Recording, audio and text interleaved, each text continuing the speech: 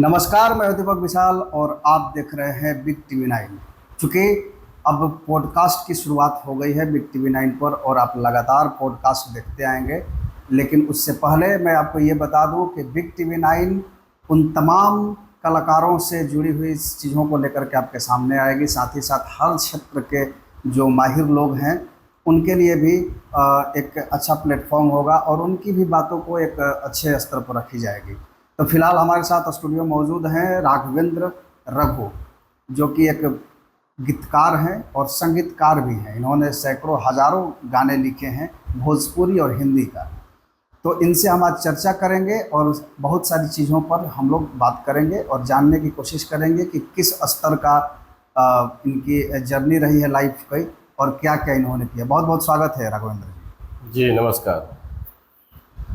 सबसे पहले तो आपका स्वागत है बिग टीवी 9 की इस पॉडकास्ट में।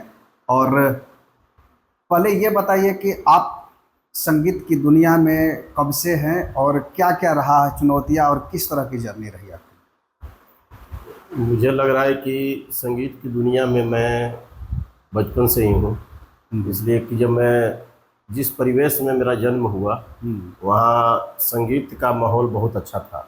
मेरे बाबूजी भी बहुत अच्छा लिखते थे, गाते थे। बाबूजी तो ऐसे सर्विसमैन थे, सरकारी सर्विस में थे, लेकिन गाना बजाना भजन कीर्तन हमेशा मेरे घर पे, मेरे दालान में, मेरे दरवाजे पे होते रहता था।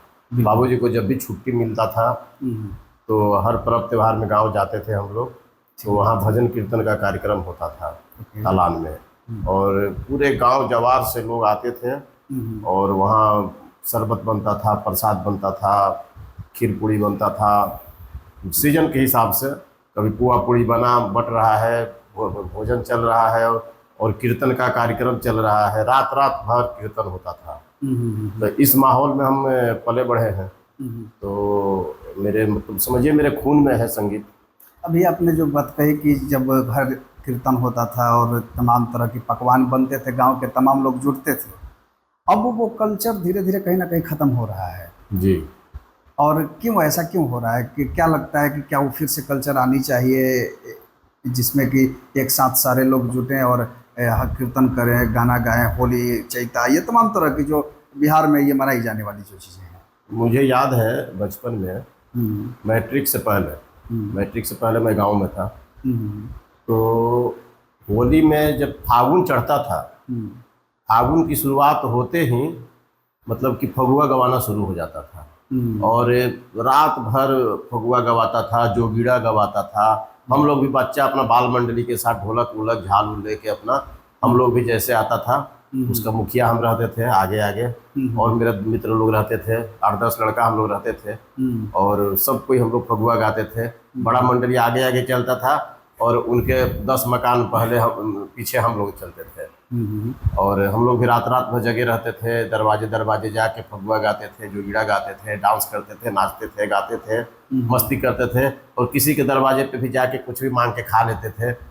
बहुत अच्छा लगता था। वो दौर भी एक अलग तरह का दौर रहा है, हम लोगों ने भी बचपन में ये तमाम चीज़ें की है। लेकिन अब मूल सवाल ये है कि चूँकि आपने कहा कि बचपन से ही गीत संगीत में आपकी रुचि रही है, तो बचपन से लेके अब तक आपने क्या खोया, क्या पाया और किस तरह की जर्नी रही आपकी? खोने के लिए तो बहुत कुछ खो दिया मैंने। वो कल्चर, वो सभ्यता जो हम लोग के गांव में थी पहले, वो कल्चर अब हम लोग नहीं देख पा रहे हैं। आजकल के जो बच्चे हैं किसी का इज्जत करना नहीं जानते हैं, किसी को पहचान भी रहे हैं तो पहचान के भी अनजान बन जाते हैं, और वो माहौल अब लगता है कि नहीं लौट के आने वाला, इसलिए कि मोबाइल का युग आ गया है। अब सब लोग अपने अपने मोबाइल में ही बिजी है। 4 दोस्त बैठा हुआ है तो उधर मोबाइल चला रहा है, उधर मोबाइल चला रहा है। और हम लोग के समय में था कि बस 4 दोस्त हैं तो बस हंसी मजाक चल रहा है, गाना बजाना चल रहा है, कुछ किस्सा कहानी हो रहा है, कोई कथा कह रहा है, ये सब भी खूब चलता था कि कोई कथा कह रहा है, 4 आदमी बैठ कर सुन रहा है, उकारी भर रहा है। तो बहुत अच्छा लगता था। उस माहौल को हम लोग तो बहुत मिस करते हैं। चूँकि आपने कहा कि बहुत सारी चीज़ों खो दी, पाया क्या? और चूँकि एक सवाल ये भी बनता है कि आपने चूँकि आपके गीत संगीत का माहौल गांव घर से जो मिला उसको आपने ऑब्जर्व किया और अब लोगों के सामने भी आप खुल के आए, ये कौन सा दौर था, किस ईस्वी की बात है जब आप संगीत में प्रॉपरली बाय प्रोफेशन आप जुड़ गए थे? बाई प्रोफेशन तो मैं मतलब समझिए तो 96 में ही जुड़ गया था। हाँ, वो दौर था, वो गुलशन कुमार जी का दौर था। 96 95 का दौर। जी जी जी। हम जब बड़े हुए, मैट्रिक जब पास किए 89 में, तो उस समय कुमार सानू जी का दौर था, उदित नारायण जी का दौर था, नदीम सरवन म्यूजिक डायरेक्टर का दौर आ गया था, और बहुत सारे सुपर हिट गाने उस समय आ रहे थे। और हम भी कैसेट खरीद खरीद के लाते थे और अपने डेक, उसमें डेक बोला जाता था, डेक में बजाते थे, सुनते थे। जो छोटा रील वाला हाँ, कैसेट, छोटा रील वाला जो कैसेट आता था उसमें। और मतलब जितना कैस, बहुत सारा कैस, जो फिल्म रिलीज हुआ गाना तो सब नदीम सरवन जी का, और कुमार सानू, उदित नारायण, अलका याग्निक, अनुराधा पौडवाल, सब हिट ही रहता था। बिल्कुल। तो गाना खूब सुनते थे हम, डेक में बजाते थे। जिस मोहल्ला में रहते थे वहाँ बड़ा बड़ा साउंड बॉक्स लगा दिए थे, तो अन्नस कर दिए थे। जो अन्नस हम लोग बोलते हैं कि अन्नस कर देना, तो हम मोहल्ला में अन्नस कर देते थे, इतना गाना बजाते थे। अच्छा अच्छा। हाँ, तो उसके बाद वो कुमार सानू जी का सुनते सुनते, उदित नारायण जी का सुनते सुनते बड़े हुए हैं। तो 95 या 95 या के लास्ट, या 95 के लास्ट में ही शायद गुलशन कुमार जी का एक दूरदर्शन पर प्रोग्राम आता था, गीत बहार। गीत बार, हाँ हाँ। हमने भी देखा है उस समय गीत बार। हाँ, गीत बहार कार्यक्रम के लिए ऑडिशन शुरू हुआ था। हर राज्य में ऑडिशन गुलशन कुमार जी का चालू हुआ था, गीतकार का, सिंगर का, म्यूजिक कंपोजर का, मतलब हर जो जो विधा है संगीत में, सभी लोगों का ऑडिशन शुरू हुआ था। अच्छा, तो उसका फॉर्म अप्लाई हुआ था, तो हम भी फॉर्म भरे थे। उस समय तो ऑनलाइन का व्यवस्था था नहीं, तो फॉर्म डाक द्वारा फॉर्म भरा जाता था। जी। फॉर्म भर के हम भी भेजे थे। और मौर्या होटल में, पटना मौर्या होटल में ऑडिशन रखा गया था। अच्छा। तो जिस दिन ऑडिशन रखा गया था उस दिन हम गांव पे थे। गांव से चले हमको आते आते पटना शाम हो गई, इसलिए कि पहले उतना व्यवस्था था नहीं, हमारे गांव से आरा आने में 4 घंटा लग जाता था। अच्छा। हाँ, तो हमको शाम हो गया आते आते, करीब करीब मौर्या होटल हम पहुंचे तो हमको लग रहा है 7 बज गया था। ऑडिशन 6 बजे तक था। अच्छा अच्छा। तो जब हम होटल पहुंचे तो वहाँ जो ऑडिशन हॉल था उसमें हम गए, प्रवेश किए। अपना ये कार्ड हम लोग को मिला हुआ था, डाक द्वारा कार्ड आया हुआ था, प्रवेश पत्र। तो प्रवेश पत्र दिखा के जब अंदर गए तो गुलशन कुमार जी के मैनेजर थे या कोई थे, उनके स्टाफ थे, तो उनसे मेरी मुलाकात हुई। तो हम बोले कि देखिए हम बहुत गांव से आए हैं, दूर से आए हैं, हमको आते आते लेट हो गया कि हमको भी ऑडिशन देना है। तो बोले कि किस विधा में? हम बोले हम गीतकार हैं, गीत लिखते हैं, हमको गीतकार बनना है। तो बोले कि ठीक है, आप तो लेट हो गया, तो ऑडिशन ख़त्म हो गया। लेकिन हम रिक्वेस्ट किए कि हमको एक बार सर से मिलवा दिया जाए। तो सर के पास मैसेज लेके गए होटल में, वही होटल में रुके हुए थे गुलशन कुमार जी। तो उनके पास मैसेज गया तो मतलब महान व्यक्ति हैं, महान व्यक्ति थे गुलशन कुमार जी। जी जी, तो कहने की बात नहीं है, बहुत महान, बहुत महान हृदय वाले व्यक्ति थे। उन्होंने होटल से अपने कमरे से नीचे आया, नीचे में ऑडिशन हॉल था, और हॉल में आके हमसे मिले और मेरी बातों को सुने। मेरे हम अपना डायरी लेके गए थे, कुछ गीत लिखे हुए थे, हिंदी गीत बाहर के लिए। जी जी। तो बजाते वो बैठे कुर्सी पे, हमको भी बैठाया गया, और कुछ चाय पानी वगैरह टाइप का कुछ हमको मिला भी, हमको याद उतना नहीं है, जूस मिला, क्या मिला पीने के लिए। और हमारा डायरी निकलवाए कि क्या ले बेटा, क्या लाए हो, दिखाओ हमको, क्या लिखे हो, क्या लिखते हो। करीब करीब 8-10 गीत मेरा वो सुने, निकाल के जब मैं दिखाया उनको तो सुने। उसके बाद हमको बोले कि तुम्हारा गीत हमको पसंद आ रहा है, तुम लिखते रहो और तुम मुंबई आओ। हाँ, मुंबई तुम्हारा सिलेक्शन हो गया यहाँ, तुम मुंबई आओ, तुम्हारा गाना रिकॉर्ड किया जाएगा। बिल्कुल। तो 96 में फिर मैं मुंबई गया। बहुत सारा गाना उस समय गीत बहार में मेरा प्रसारित भी हुआ, लिखा हुआ। और मुंबई गया तो फिर मुंबई में भी हम उनसे मिले, उनके ऑफिस में। जी जी। और पहली बार हम मतलब कि राजमा चावल खाए। अच्छा।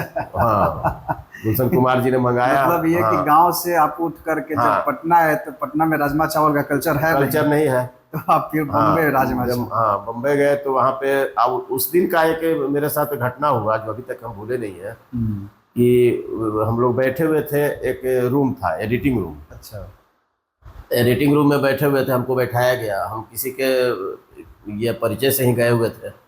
मेरे एक मित्र हैं वहाँ मुंबई में भी हैं, बम्बई में पीआरओ हैं, तो उनके थ्रू मैं गया हुआ था। तो उनका टी सीरीज में अच्छा काम चल रहा था। अच्छा। आर्टिस्ट थे उस समय वो, तो उनका मतलब अच्छा पहचान था। गुलशन कुमार जी से व्यक्तिगत उनका पहचान था, उनके मैनेजर लोग से। उनके थ्रू हम गए थे, तो मेरा भी थोड़ा सा वैल्यू वहाँ मिल रहा था।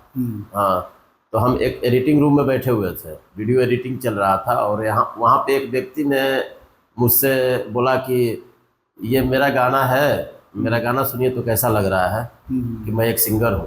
तो हम लोग का परिचय हुआ कि आप क्या है, आप कौन है। हम बोले हम तो गीतकार हैं, गीत लिखते हैं, सर बुलाए थे हमको, गीत बाहर में कुछ गाना मेरा आया है। अच्छा। तो बहुत खुश हुए, कह रहे हैं बहुत अच्छी बात है। हाँ, तो बैठे हुए थे कि सर अभी नहीं है, कहीं गए हुए हैं। तो हमको बैठाया गया कि सर आएंगे तो आप मिल लीजिएगा जी। तो उनसे हम नाम पूछे कि वो अपने खुद बोले कि मैं सिंगर हूँ और मेरा गाना एल्बम मेरा रिलीज होने वाला है, मैं पहला एल्बम गाया हूँ। अच्छा। टी सीरीज से। कौन थे वो सिंगर? वो सिंगर थे सुखविंदर सिंह जी। अरे वाह। सुखविंदर सिंह का पहला गाना लॉन्च हो रहा था उस दिन, और एडिटिंग मतलब फाइनल एडिटिंग हो गया था, और लोग ट्रायल कर रहे थे, देख रहे थे कि कैसा गाना बना है। अच्छा। हाँ, वीडियो भी शूट हुआ था। तो हमको भी सुनाए, हम सुने तो हम बोले कि अरे हम तो भाई बिहारी आदमी, हम बोले कि बहुत शानदार आप गाए हैं। हाँ, एक दिन आप एकदम गाना आपका हिट होगा, एक दिन आप बहुत महान गायक बनिएगा। आपकी आवाज़ जो है एकदम बिल्कुल अलग है सभी लोगों से। आप कुमार सानू से अलग है, उदित नारायण जी से अलग है, जितने उस समय के सिंगर थे, सुरेश वाडकर जी से आप अलग है। आपका टोन एकदम अलग है, ये एकदम पंजाबी स्टाइल में आप गा रहे हैं। तो बोले कि मैं पंजाब से ही हूँ। उनके भाषा में वो भाषा का वो एक्सेंट आ जाता है। हाँ, एक्सेंट आ जाता है। तो और ताकि कि मैं बचपन से गाना सुनता था, शौक था हमको। बाबूजी हमको कितना रेडियो खरीद के दिए, कितना हम तोड़े बचपन में। और पढ़ाई के साथ साथ गाना भी सुनते थे हम, और हमको घर में कोई रोक टोक नहीं था कि क्यों गाना सुन रहे हो, मन है तो पढ़े, नहीं मन है तो गाना सुनो रेडियो बजा बजा के। नहीं, वो सबका दौर भी यही हुआ करता था ना। चूँकि देखिए, पहले जो हम लोग के गार्जियन हुए, जो उनका एक अलग माइंडसेट था। अगर बहुत सारे गार्जियन स्ट्रिक्ट भी हुए, लेकिन बहुत सारे ऐसे भी थे कि, और हमारे पास मोबाइल थी नहीं, तो खेलने के लिए तमाम जो चीज़ें थी, एक से खेल हुआ, रेडियो पे गाना सुनना। और उसके बाद क्रिकेट में तेंदुलकर आ गए तो लगा कि हम लोग के जोड़ीदार तेंदुलकर है, जोड़ा पारी के हमारे हैं, मित्र जैसे लगने लगे। देख, उनका कमेंट्री सुनते थे, उनका क्रिकेट सुनते थे, देखते तो नहीं थे। उस समय टीवी था नहीं गाँव में, तो मेरे घर में भी टीवी नहीं था। तो कमेंट्री सुनते थे, गाना सुनते थे, और वैसे तो वही घटना घटा। सुखविंदर सिंह, बाद में हमको पता चला वो गाना बहुत पॉपुलर हुआ, बहुत हिट हुआ गाना उनका। कौन सा गाना था वो, आपका याद है क्या? हमको उतना ध्यान में नहीं आ रहा है, लेकिन वो गाना आज भी बजता है। रहा होगा, वो लंबा समय हो गया, उतना ध्यान नहीं आ रहा है। लेकिन उस दौर में वो गाना बहुत बजा था। बहुत हिट गाना था वो। और उसके बाद सुखविंदर सिंह देखिए आज कहाँ है। उस समय से फिर उनका दौर शुरू हो गया, फिर फिल्मों में गाने लगे। ये जो दौर रहा है, जब आप बिहार से उठ के एक आरा पीरो जैसे छोटे जगह से उठ के आप पटना आते हैं, यहाँ ऑडिशन देते हैं गुलशन कुमार को, और फिर आप बॉम्बे पहुँच जाते हैं। वहाँ पर भी आपने उनसे मिलने की, उनके ऑफिस गए? ऑफिस ही नहीं गए, उनसे मिले भी जी। हाँ, वो सब हो गया। उसके बाद हमको कोई आके बोला कि सर बुला रहे हैं आपको। राघवेंद्र किसका नाम है? तो हम बोले कि जी मैं हूँ। तो चलिए सर बुला रहे हैं ऑफिस में अपने। वो लेके गया हमको गेट तक, गेट खोल के एंट्री कराया। तो मैं तो उनसे पहले से मिल चुका था, तो मैं देख के बहुत खुश हो गया। मैं उनका पैर छुआ। बहुत मीठी मैंने उनकी आवाज़ थी, गुलशन कुमार जी की, बहुत मीठा बोलते थे। एकदम हंसमुख चेहरा, एकदम मतलब देवता जैसे लगते थे वो। लगते थे कि कोई देवता है। तो पैर छुआ मैं उनका, पीठ मेरा थपथपाया, आशीर्वाद दिए। पहचान गए हमको कि आप आए थे ना। आप ही बोलते थे किसी को भी, वो तुम नहीं बोलते थे। बोले कि आप आए थे वहाँ ऑडिशन देने। मेरे जिनके थ्रू हम गए थे उनका हिमांशु नाम है। तो बोले कि हिमांशु के गांव से आए हैं ना, वहाँ गांव ही बोला जाता है। हम बोले कि हाँ सर। तो अच्छा बैठिए। बॉम्बे में आज भी दूसरे जगह के लोग बाहर गांव से आए हो? हाँ, बाहर गांव से बोला जाता है। उसके बाद बोले हमसे कि कितने बजे से आए हुए? तो हम बोले कि सर हम 11 बजे से आए हुए। उस समय शाम हो गया था, करीब 5 बज गया था। तो बोले कि कुछ खाए हैं? हम बोले घर से ब्रेड और चाय खा कर आए थे। अच्छा। तो हम बोले कि सर घर से खा के आए थे चाय और ब्रेड। अरे अभी तक आप चाय ब्रेड खा के हैं? तो अपना कॉलबेल बजाए, किसी को बुलाए, उनका स्टाफ आया। उसको बोले कि कुछ खाने के लिए लाओ, देखो क्या है खाने के लिए। तो वही राजमा चावल खाने के लिए आया और वहीं पे उनके टेबल पे ही मैं रह के राजमा चावल खाया चम्मच से। हाँ, पानी पिया। उसके बाद वो हमसे बातचीत किए और अच्छा, थोड़ा सा बहुत मैं सुखद आपको रहा। ये रुकूंगा। एक्चुअली ये बॉम्बे का कल्चर ही रहा है, मैंने भी काफ़ी देखा है वहाँ जी कि जब आप किसी के ऑफिस में जाते हैं तो भले वो आपको काम दे या ना दे, लेकिन ये जरूर पूछता है आपसे कि खाना खाया कि नहीं हाँ, खाया। ये बॉम्बे का कल्चर मुझे बहुत पसंद आया बहुत पर्सनली। बहुत खाने के लिए जरूर पूछाएगा। पानी पानी पीने आपको तो पहले ऑफिस में जाइएगा किसी के ऑफिस में तो पहले आपको एक गिलास पानी जरूर मिल हाँ जाएगा। बिल्कुल बिल्कुल। तो फिर क्या हुआ, हम लोग कहानी पर आते हैं हाँ, कि तो फिर वही हुआ कि उनसे मिले, बातचीत किए। फिर हमको अपने एक मैनेजर से मिलने के लिए उन्होंने एक लेटर लिख के हमको दे दिया। अच्छा अच्छा। हाँ, कि दूसरे जगह वो ऑफिस था उनका, बैठते थे कि वहाँ जाइए उनसे मिल लीजिएगा और वहाँ आपको जो भी काम हो, कुछ गज़ल वजल भी लिखते हैं। हम बोले कि हाँ लिखते हैं। तो देखे सुने, उसके बाद बोले कि ठीक है लिखते रहो बेटा, हाँ कि अभी तुम्हारी उम्र बहुत कम है लेकिन बॉम्बे मत छोड़ना। ना ये हाँ, हमको एक बात बोले कि मुंबई, बॉम्बे उस समय था, मुंबई नहीं था। हाँ, बॉम्बे मत छोड़ना। तुम कहाँ रुके हो? तो हम बोले कि सर रुके हुए हैं। तो मेरी बहन थी तो वही बहन के यहाँ रुके हुए थे, बोरीवली में। हम बोले बोरीवली में रुके हुए एक रिश्तेदार के यहाँ। तो कोई दिक्कत, ये भी पूछे कोई दिक्कत? तो हमें दिक्कत कोई नहीं है। तो चलो ठीक है, लेकिन बॉम्बे तुम मत छोड़ना और टाइम टू टाइम हमसे मिलते रहना, आते रहना। तुम्हारे लिए कोई रोक टोक नहीं है यहाँ पे, हमेशा जब मन करे तुम आ जाना मिलने के लिए। हाँ, मेरे पास टाइम रहेगा, मिलूंगा मैं तुमसे। और तुम लिखना बंद मत करना। ये दिमाग में मेरा आज तक मतलब बैठ गया उनका बोला हुआ। तो मतलब गुलशन कुमार जी का आपके इस जर्नी में काफ़ी बड़ा सहयोग रहा काफ़ी है। बड़ा सहयोग रहा है और उनका एक प्रेरणा, मतलब कि प्रेरणादायक मेरे लिए रहा उनका वचन जो भी बोले हमसे वो। तो ये जो आपने कहा कि बॉम्बे गए, हिंदी गानों का आपके पास कलेक्शन था, फिर वहाँ से ये भोजपुरी की जर्नी कहाँ से शुरू हो गई? क्योंकि आपने जो कहा कि बॉम्बे गुलशन कुमार के पास मिले, गाने भी आपने उनको सुनाया, तो उस समय भोजपुरी के इतने दौर चल नहीं रहे थे। अभी बॉम्बे की जर्नी खत्म नहीं हुई है। अच्छा, अभी और अच्छा ठीक हाँ, है। बॉम्बे की जर्नी जब बॉम्बे में रुका मैं उस समय 96 में, तो बहुत सारा म्यूजिक डायरेक्टर के यहाँ मैं गया। अच्छा। हाँ, बहुत सारा म्यूजिक डायरेक्टर से मिला, मतलब कि नामी नामी। हाँ, जुगल हंसराज, जुगल किशोर हंसराज। उस समय तो इन लोग भी आम ही हुआ करते थे, इतने खास नहीं थे। हाँ, जुगल हंसराज जिनके शिष्य थे नदीम श्रवण। जी जी। हाँ, उनसे मैं जाके मिला। बोरीवली में ही रहते थे तो उस समय डायरेक्टरी हम खरीद लिए थे। अच्छा अच्छा। Phone directory. तो फोन डायरेक्टरी में नंबर रहता था, एड्रेस रहता था। तो हम देखे कि अरे बोरीवली हम रहते थे ईस्ट में और वेस्ट में उनका था। अच्छा। तो बगल में ही था। तो हम किसी से पूछे कि ये कहाँ एड्रेस है? तो बगल में ही है। तो गए उनके यहाँ गए तो उनके यहाँ भी बड़ा अच्छा, मतलब बहुत अच्छा, मतलब बुजुर्ग थे गुरुजी, गुरुजी ही थे। और पंडित जी जुगल किशोर जी थे। वो जुगल किशोर हंसराज जी उनके भाई थे। तो वो दूसरे जगह शिफ्टिंग थे, वो दूसरे जगह रहते थे। जी जी। तो हम जुगल किशोर जी से मिले थे। तो वहाँ गए उनके घर में भी। उनके घर तो हम मतलब कि 8-10 दिन गए। अच्छा। हाँ, लगातार। और उनके घर वो बहुत हमको अप्रोच भी किए, बहुत जगह फ़ोन भी किए मेरे लिए। हाँ, बोले कि बेटा मेरे पास अभी काम नहीं है, काम रहेगा तो जरूर तुमसे मैं गीत लिखवाऊंगा। और अभी मेरा शिष्य नदीम श्रवण, उसका दौर चल रहा है। हाँ, कि चलो लिखो, कभी हो सकता है कि उससे भी तुमको मैं मिलवा दूंगा। उनके यहाँ मैं जाता था, जब कभी भूख लग जाता था, अच्छा खाना खाने का मन रहे तो जाता था मैं उनके घर। जुगल किशोर जी के यहाँ आंटी बना के खिलाती थी, रोटी सब्जी चावल दाल, मतलब दिन भर मैं उनके यहाँ बैठा रहता था। मतलब ये कहिए कि एक रिश्ता बन गया था। कोई रोक टोक नहीं। गेट पर जाता था, घंटी बजाता था और बस उनके यहाँ रुक जाता था। तो उसके बाद वहाँ से एक बार मिलने गए, फिर राजेश रोशन जी से मिले और भी बहुत सारे म्यूजिक डायरेक्टरों से मैं उस समय अपॉइंटमेंट भी लिया था। बहुत लोग नहीं थे। सुरेश वाडकर जी का ऑफिस गए तो उस समय सुरेश वाडकर जी म्यूजिक डायरेक्टर बनने वाले थे। अच्छा। तो इंस्ट्रूमेंट वगैरह क्या, हमको उनकी बहन से भेंट हुआ। सुरेश वाडकर जी की जो बहन थी वही स्टूडियो में उनका वही मिली हमको और एक मैनेजर मिले। तो बोले कि लेकिन फ़ोन पे हमको बात कराए। अच्छा। हाँ, हम फ़ोन पे हम बोले कि हम मिलने आए हैं। तो बोले कि अमेरिका गए हुए हैं। बड़ा हमको मतलब मन मेरा उदास हो गया कि हम उतना दूर से आए हैं। तो सब लोग पूछता था कहाँ से आए हो बेटा? तो हम बोले हम पटना से आए हैं, बिहार से। अरे पटना से आए हो? हम बोले हम खास करके उनसे मिलने आए। किस काम से आए हो? बस मिलने आए हैं, उनका हम फैन हैं। हाँ, हम बोले बस मिलने उनसे आए, उनका हम फैन हैं।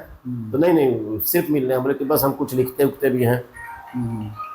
कुछ लिखते उखते भी है, तो इसलिए आए हैं, उनसे थोड़ा सा मिलेंगे। तो अमेरिका गए हैं। हम बोले कैसे होगा, कब आएंगे? तो आएंगे 1-2 महीना बाद आएंगे। हाँ, कि म्यूजिक डायरेक्टर उनको बनना है, सारा इंस्ट्रूमेंट वगैरह वो लेने के लिए गए हैं। तो हम बोले कि अच्छा, बड़ा मन दुखी हुआ। तो हम बोले बात नहीं उनसे हो सकती है? तो हमसे बात कराई उनकी बहन, अच्छा, फ़ोन करके बात किए, तो बड़ा प्यार से बात किए। थोड़ा ही देर बात हुआ, 25-30 बिजी सेकंड। लोग थे। हाँ, जितना- 25-30 सेकंड ही बात हुआ। तो बोले कि वो भी बड़ा प्यार से बोले कि बेटा चलो मुंबई रहोगे तो फिर आना। हाँ, फिर आना तुम, हम मुंबई से, हम अमेरिका से जब लौटेंगे तो तुम आना मेरे पास। हम तुम्हारा गीत वगैरह भी देखेंगे, क्या लिखते हो, और काम करेंगे हम लोग मिलकर। तो बड़ा तो ये सुखद अनुभव रहा 1996 की मेरी जो जर्नी थी। 1996 में बॉम्बे आपने इतनी सारे लोगों से मिला, बाकी तमाम चीज़ें। तो फिर ये सवाल है कि ये फिर दौर आपका भोजपुरी की तरफ कैसे बढ़ा, और ये कब हुआ, और क्या रीज़न रहा कि आपने हिंदी को छोड़ के फिर आप भोजपुरी में आप इंटर कर गए? हिंदी का क्या था कि 96 में मैं करीब 2-3 महीना रहा मुंबई में। परेशानी होने लगी। अब किसी रिश्तेदार के यहाँ आप हैं, उन लोगों को अब खुद परेशानी था। चौल में लोग रहते थे। अच्छा। चौल में रहते थे, एक रूम है, एक रूम में 5-6 जना रहते थे लोग, हम भी उसमें जाके रहते थे। परेशानी होने लगी उन लोगों को, तो हमको आभास होने लगा, हमको भी परेशानी हो रही थी। तो मैं बैक आ गया। अच्छा। बैक आ गया तो एक मेरे मित्र है गांव के ही, तो दिल्ली में वो पढ़ते थे जेएनयू में। तो उनसे बात हुई फ़ोन पे, तो बोले कि ऐसे ना हुई तार काम, मुंबई में जाके स्ट्रगल करे में खर्चा बा, घरे से कितना पैसा खर्चा करबो। सही बात तो है। कोई ऐसा कोर्स कर लो कि वो कोर्स कर लो, कोर्स करके तू मुंबई जइह, फिर जा तू कामो करीह, अपन स्ट्रगल भी करीह। ठीक बात तो है। वही हमको सजेस्ट किए कैमरा में डिप्लोमा करने के लिए। अच्छा, हाँ, मतलब संगीत से आप सिनेमाटोग्राफी सिनेमेटोग्राफी की ओर आ गए। अच्छा अच्छा। तो थोड़ा सा फोटोग्राफी का भी हमको शौक था। तो हम कहे कि चलो ये बढ़िया काम है। तो फिर हम नोएडा AFT से हम सिनेमेटोग्राफी में डिप्लोमा करने चले गए 97 में। ठीक बात। वहाँ एडमिशन लिए, और वहाँ एडमिशन लिए, वहाँ बगल में टी सीरीज का ऑफिस था। हम लोग के सेक्टर 16 में AFT है, और वहीं मारवा स्टूडियो के बगल में टी सीरीज था।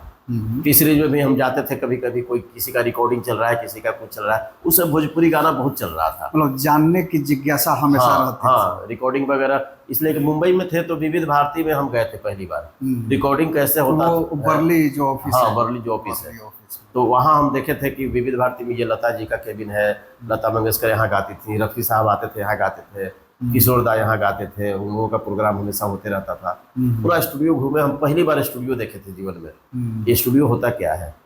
स्टूडियो देख के हम मोहित, हमको गीतकार बनना है। तो गीतकार बनने के लिए ही हम सोचे कि चलो एक कैमरा का कोर्स कर लेंगे, तो मुंबई में रहेंगे, किसी कैमरा मैन का असिस्टेंट बन जाएंगे, कुछ खर्चा भी निकल जाएगा, और फिर असिस्टेंट बनेंगे तो फिर हमारा जान पहचान भी, सर्किल भी बढ़ेगा, सर्किल बढ़ेगा, तो चलो अपना काम भी होगा। तो वही कोर्स कर रहे थे 97 में, और उसी बीच में गुलशन कुमार जी का मर्डर हो गया।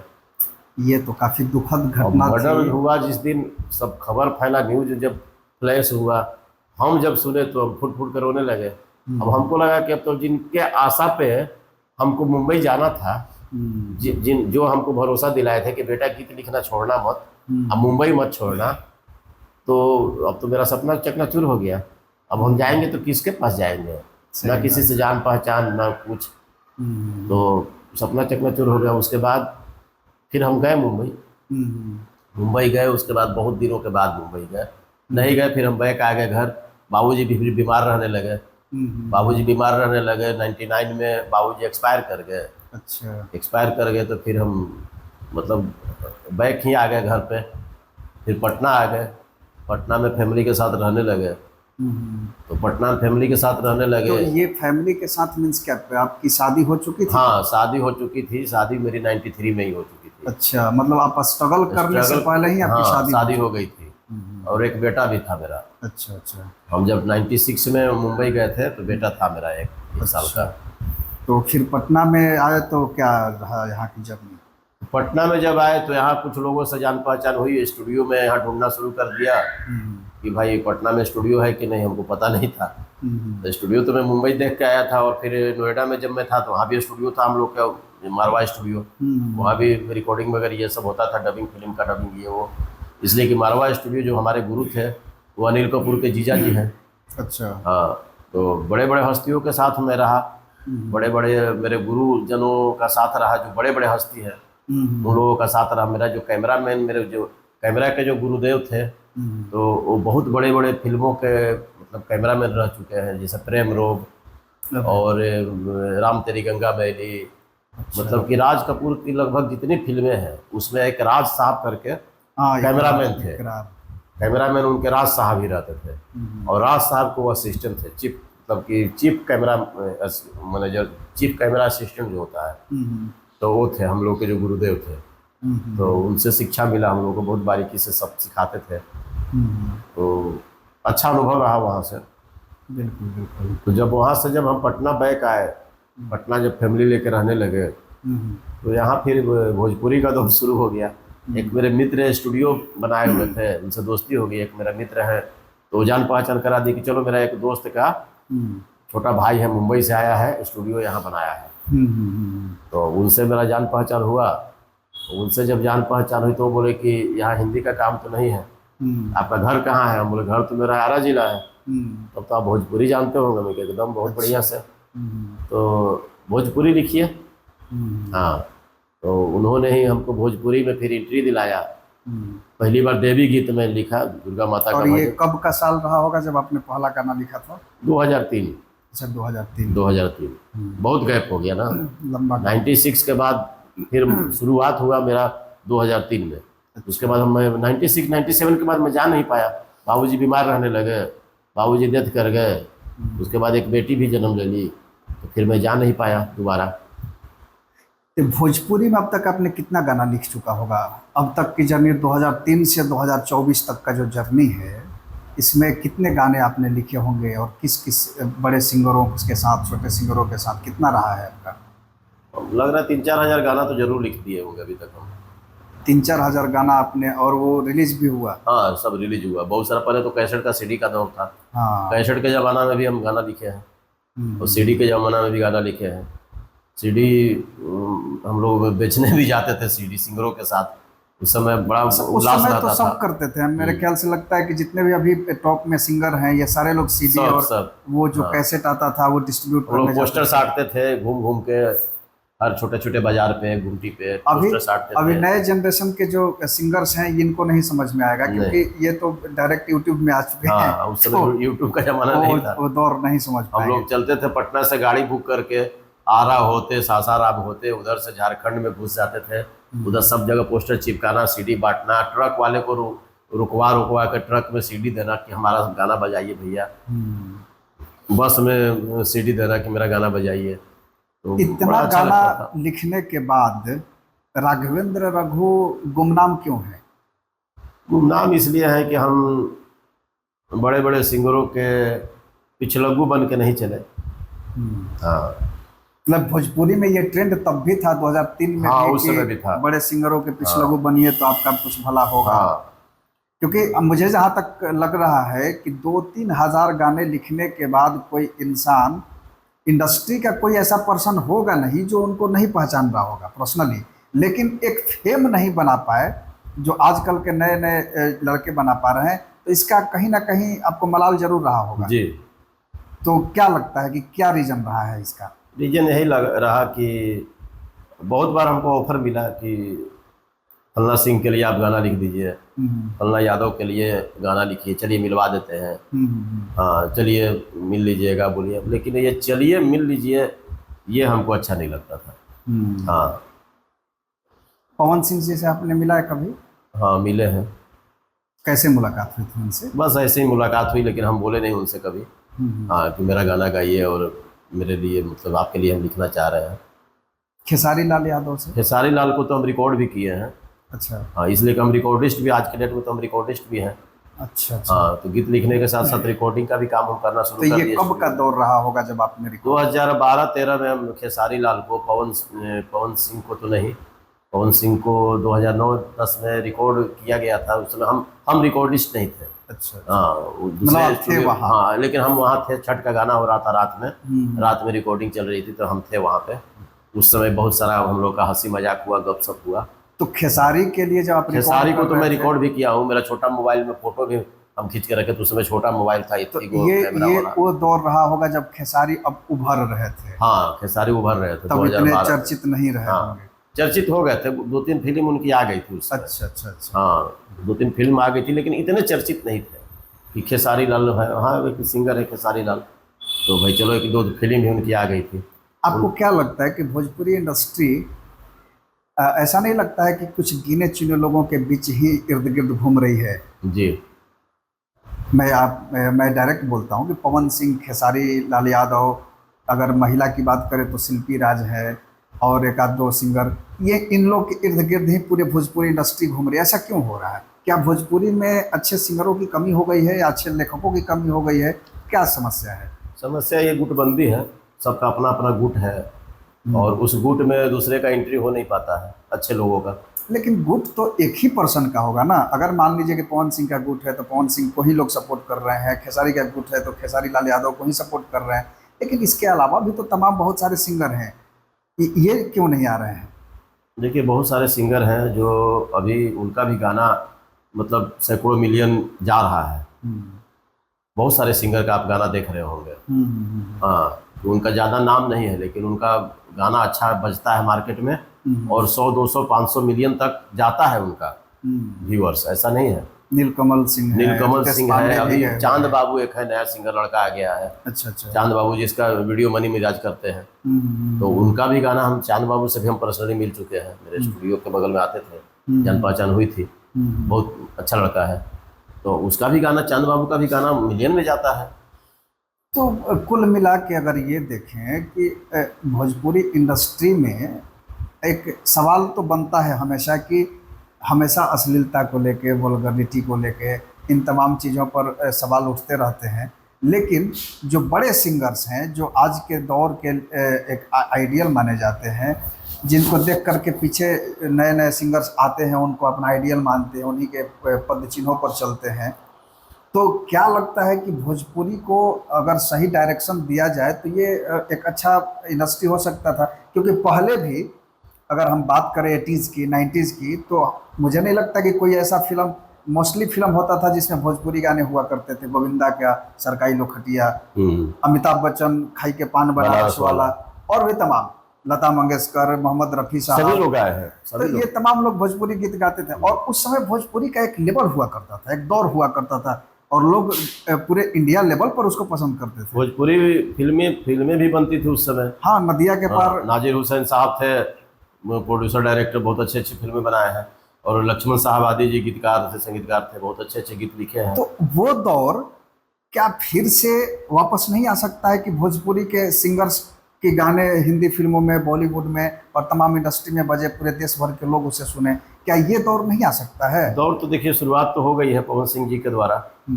अभी हाल फिलहाल में 2-3 फिल्मों में उनका गाना आया, एक स्त्री में और एक और फिल्म राजकुमार राव के साथ, वो शायद एल्बम का गाना हाँ, है। वो विद्या, विद्या की एक वीडियो वाली कुछ हाँ करके ऐसे। हाँ, वो भी आया है। तो बहुत अच्छा रिस्पांस मिल रहा है, पब्लिक का प्यार बहुत मिला है दोनों गानों को। और जवाब नहीं है पवन सिंह का, बहुत अच्छा गाया है पवन सिंह, और पब्लिक प्यार दे रही है, और क्या चाहिए हम लोग का भोजपुरी के लिए, तो बहुत गर्व की बात है। लेकिन सवाल ये भी है ना कि अगर यही गाना, जैसे जब आप ये गाना की, जिस गाना की आप बात कर रहे हैं पवन सिंह का, चुम्मा शायद उसका टाइटल है जी, तो चुम्मा टाइटल से गाना रिलीज हुआ ये बॉलीवुड में, और इस पर कोई क्रिटिक्स ने उंगली नहीं उठाया कि ये अश्लील है या फिर क्या है क्या नहीं है। अगर यही गाना पवन सिंह ने गाया कि एगो चुम्मा, जबले चुम्मा ना चिखैबू उठलिए से, है ऐसा भोजपुरी का गाना, तो उस गाने को लेकर के वल्गैरिटी के सवाल उठ रहे हैं। तो ये दो तरह की मानसिकता क्यों हो रही है? क्योंकि बॉलीवुड में भी तो वही गाना गाया जा रहा है, ऐसा क्यों होता है? बॉलीवुड में तमाम गाने हैं जो अर्थ अगर उसका समझना चाहिएगा, हम लोग तो समझते हैं, तो वल्गर ही उसको माना जाएगा, उसको वल्गर ही माना जाएगा। लेकिन बॉलीवुड है, मतलब कि ये रिच क्वालिटी का रिच है। क्वालिटी का वीडियो है, रिच क्वालिटी का म्यूजिक है, रिच क्वालिटी का सिंगिंग है, तो सारा वो खप जाता है। और फिल्मांकन जो उसका होता है, विजुअलाइजेशन जो उसका होता है, वो वल्गर नहीं लगता है।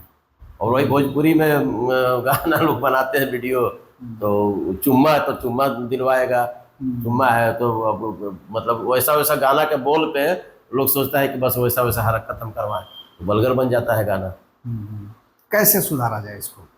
क्योंकि आप भी लंबा टाइम दिए हैं भोजपुरी इंडस्ट्री को, और आपकी भी कहीं ना कहीं इच्छा रही होगी कि भोजपुरी का एक स्तर बढ़े, कि आप लोग जैसे जो साफ सुथरा गीतकार हैं, जो अच्छे लिखते हैं, जिनको शब्दों की अच्छी पकड़ है, वो अपनी कलाकारी दिखा पाएँ और एक रिच लेवल पर भोजपुरी को पहुंचा पाएंगे। ये देखिए, पहल कोई कंपनी, बड़ी बड़ी जो कंपनियां हैं म्यूजिक लाइन में, जो टी सीरीज आ गई भोजपुरी में, सारेगामा आ गई भोजपुरी में, टाइम्स भोजपुरी में, टिप्स भोजपुरी में, वेनस भोजपुरी में आ गया, मतलब तमाम जो बड़ी कंपनियां हैं, वेब तो मतलब भोजपुरी की ही कंपनी है, वेब एंगल ये तो छोड़ दीजिए, तमाम जो बड़ी बड़ी कंपनियां हैं जो वर्ल्ड वाइड उनका जो प्रचार प्रसार है, तो उनको भी थोड़ा पहल करना होगा भोजपुरी के लिए, कि मैं इस तरह के गाने इस तरह के गाना रिलीज नहीं करूंगा, और कुछ अच्छे अच्छे लिरिक्स को भी मैं मतलब कि रिकॉर्ड करूंगा, और नए नए गीतकार जो अच्छे लिख रहे हैं, मैं ही नहीं, और भी बहुत लोग हैं जो अच्छा लिखते हैं, तो उनको भी आप चांस दीजिए, उनको भी प्रमोट कीजिए, और उनके गाने को भी आप अच्छे अच्छे सिंगरों से गवाइए। ठीक बात। हाँ, ये नहीं कि अब लॉबी एक बना हुआ है तो पवन सिंह के लिए गीत यही लिखेंगे, फलना बाबू संगीत देंगे, और चिल्ला बाबू उसको ये करेंगे, एक्टिंग करेंगे, तो वैसे में तो फिर चांस ही नहीं मिल पाता। उसी का मारे हम लोग भी हैं, हमारे जैसे और भी गीतकार लोग हैं। अब पहले ये लॉबी चलता था कि पवन सिंह गाएंगे तो गोविंद विद्यार्थी और एक वो थे, क्या नाम है उनका, मनोज मतलबी, यही लोग का गाना रहेगा, दूसरे का गाना नहीं रहेगा। अरे भाई, हम लोग को भी चांस मिलना चाहिए, हम लोग का भी गाना देखिए ना, अच्छा नहीं है तब ना, नहीं लगेगा तब ना। आजकल आप हिंदी भजन की तरफ ज़्यादा रुख करते हैं, हिंदी भजन बनाने लगे जी। ये भोजपुरी से फिर हट के हिंदी की तरफ बढ़ने का क्या? नहीं, हट के नहीं, हिंदी तो मेरा बीच बीच में चलते रहता था। अच्छा। हाँ, भोजपुरी भी जब मेरी शुरुआत हुई थी तो बहुत अच्छी शुरुआत हुई थी। हाँ, पहली बार जब मैं गाना लिखा देवी गीत, तो मेरे गानों को तृप्ति साकिया जी ने गाया था, और उस समय तृप्ति साकिया हिट थी, कभी राम बन के कभी श्याम बन के। और उसके बाद हमको लगता पहली बार भोजपुरी गाई थी। भोजपुरी तो पहले वो गाती थी, लेकिन मेरा जो मतलब कि ये हुआ, लॉन्चिंग हुआ, तो तृप्ति साकिया जी से हुआ है, अच्छी सिंगर थी। तो हिंदी तो मैं लिखते रहता हूँ हमेशा, हिंदी मेरा भजन हमेशा चलता है, और भजन ही नहीं, मैं हिंदी में रोमांटिक सॉन्ग भी लिखा हूँ बहुत सारा, जो Spotify पे और सब प्लेटफॉर्म पे है।